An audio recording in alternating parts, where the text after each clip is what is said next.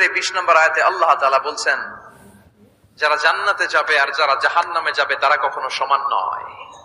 যারা জান্নাতে যাবে তারাই হচ্ছে সফলকাম। সুবহানাল্লাহ পড়েন। এখন সিদ্ধান্ত আপনার নিতে হবে, আপনি কই যাবেন, আমি কই যাব। আল্লাহ তো বলে দিলেন, the people of heaven and the people of hellfire are not equal. The people of heaven gained the ultimate success. সর্বোচ্চ সফলতা অর্জন করেছে তারা, জান্নাতি হয়েছে যারা। ঠিক কি না? সফলতার মানদণ্ড আল্লাহ কোরআনে অনেকগুলো দিয়েছেন। কোথাও বলেছেন, قد أفلح المؤمنون الذين هم في صلاتهم خاشعون। সফল হয়েছে তারা, ঈমান এনেছে যারা। আবার কোথাও বলেছেন, قد أفلح من زكاها। করেছে যারা, সফল হয়েছে তারা।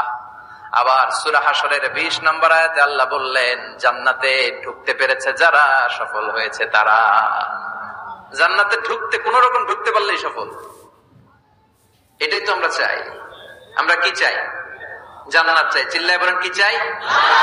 মালিক তুমি জান্নাতে, তোমার পাশে আমায় একটি ঘর বানিয়ে দিও, একটি ঘর।